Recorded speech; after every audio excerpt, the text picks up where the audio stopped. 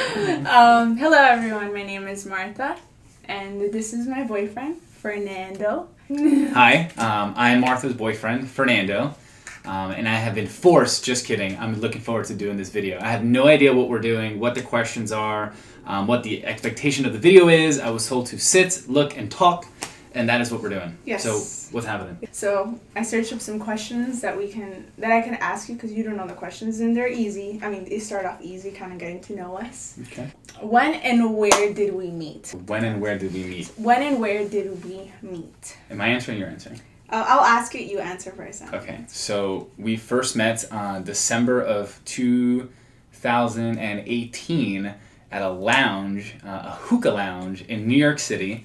I had a friend that flew in from LA. She had a friend that knew my friend that flew in from LA. And she went with her friend to meet, my friend. And my friend was like, hey, I'm here. We were both going to be speaking on the stage that coming weekend. And that's where we met. She walked in. We saw each other. She chose not to sit next to me. And now we're making a YouTube video. That's how it happened. That's exactly how it happened. I did not want to sit next to him. Not because there was like other people there too. I just wanted to sit next to my friend. I just wanted to be with her. And I didn't even want to be there that night. She knew she would fall for the Mac Daddy, that's why. I didn't want to be there. So, when and where was our first date? When and where was our first date? The one that comes to mind, I believe, I gave you a call and I said, hey, how about we read a book? Because if I remember correctly, you did not want to date me. Mm-mm. You did not want to go on any dates with me. Mm-mm. And I was like throwing things out, and I didn't want to be boring like movie or like dinner or so cliche. anything like that. And I was like, first of all, what's something I want to do? And something that's like totally out the box. And I said, hey, let's read a book. That's literally all I said. And we ended up hanging out. I forget what did we do that day that we first hung out? Did we and read a book? I want to say Pliables? No. What was it? But we were eating. I don't remember. Come on now. Just tell me. I'll give you a hint. Sure. One of our favorite desserts. Kind of dessert. Like after. That's why I went Pliable. After we eat sushi. In the beginning. We had a crepe? Crepe, yeah. Really? At Original Pancake House, yes. Ah, that's right. Yeah. We did. And then we went back to your office. Went back to his office and we were reading a book. I forget the book. I wish I remembered. It was a 4 something. The 7 laws. The 7 successful laws of success, something like that. I don't know. It was a great book. It worked. Deepak Chopra? Yeah. Oh, that's the book. Yeah. Right on. I remember. Who said I love you first? You did. Tell them the story. I don't remember the details. I think I remember we were... Well, I do remember. I was actually in Miami, Florida. Oh, that's different. That's different. That's okay. different. Okay, that's different. So yeah. I love you. It was Martha. We'll mention that story right after too. Yeah, it was Martha. Mm-hmm. I think we were just on the phone or we were together. We were together. So we were together, and what I remember is like I just want to say like I love you. You were just I just want to say it. And Who said that? You did. Yeah. And I was like, then just say it, and you said it, and I said it, and then we've been saying it. Yeah. It was very like it wasn't one of those like Titanic like everything stopped type moments. I was like I just want to say it. The reason why I said that was because every time we were on the phone, I would always when I talk to friends or family, I'm always like, okay, I love you. And, I felt really weird not being able to say it to him. On the phone, it just felt, so natural. I just want to say, okay, love you. Because I did. I cared about him so much. I loved him. And so I was like, I just want to say it. I don't want to feel, trapped anymore. I don't want to feel like it's awkward or weird for me to say it. So I just told him, can I just say I love you? And we were actually laying in bed in the office. And I said that. And when did I say it? Apparently I said I love you and I'm in love with you the first time with everything. So how did that happen? Are you saying when, how long after us meeting? No. How did that happen? How did that moment of, okay, I said I love you and then I'm in love with you. When did that? I love it. I was in Miami. When we first met, I was flying, like crazy. I think I was never here more than 2-3 weeks at a time. Mm-hmm. And I was in Miami. I was actually having dinner with a good friend of mine, Chris Diaz. And I get a call. And usually, she understands if I'm with people, I'll just send a message. She called again. She never calls twice. No one in my life actually calls me twice, unless it's important. And I'm like, hey, Chris, give me a second. I'm just going to answer.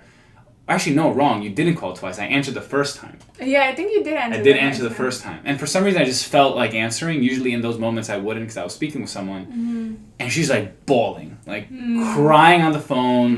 The world just ended. I'm like, oh my God, someone died. She got into an accident. Something's going on. And then she's like, I'm in love with you. And I was like, what? And then I start laughing.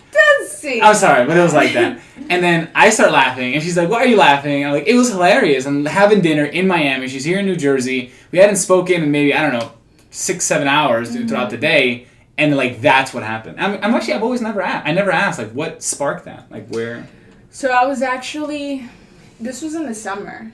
So I was having like fries and like a drink with my friend.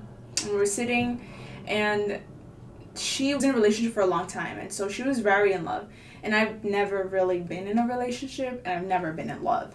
So I asked her, I was like, how do you know you're in love? Like, what is that feeling? I want to know if what I'm feeling is being in love. Like, and she's like, being in love is not dependent on someone else's feelings of being in love with you. Like, that's what she said, something along those lines of, you're not worrying about if that person is in love with you. You just know you're in love. It's not like, oh, what if he's not? No, like, you're just in love. You just love someone.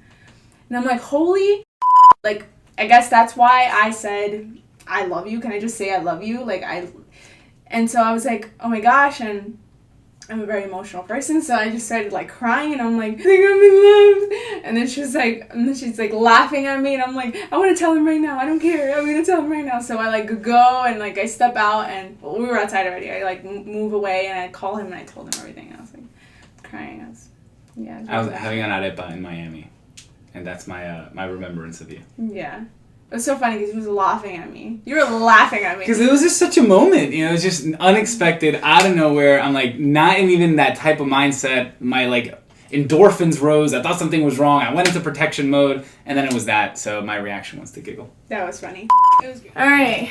So if you noticed the sound difference, I'm so sorry. We're going to repeat the last question, which was, what am I good at? So what do I think Fernando's good at, and what does Fernando think I'm good at? I had mentioned that Fernando's very good, and it's the first thing I noticed when I was first getting to know him and talking to him was his communication, and how he was very, very smart. He knew a lot about women. I feel like you studied women. Probably did through books or stuff. But when I would mention something, he wouldn't just brush it off and kind of like just another nagging female. He would really talk about it, communicate with me. And it's like something really big that I guess I didn't notice, but subconsciously was making me really, really happy, which made me sick, obviously, like over here. But yeah, him communicating with me and talking to me about things together was really helpful. So it's really something you're really, really good at. Really good with people in general. You know, it's funny that you would say that, because one of the things I would, to all the gentlemen out there is just confronting truth. Confronting truth. Men like to avoid truth, run away from it. Something to deal with. This is annoying. And confrontation has a negative association for whatever reason. It's a negative vibrational word. Confront is, to look for truth. So we would confront when she would say something. It's not that, I didn't hold the door. It's like something much larger than that. And I always wanted to address it right away. Because here's a fun fact for you, man. The more you don't address it, the more you'll deal with not addressing it.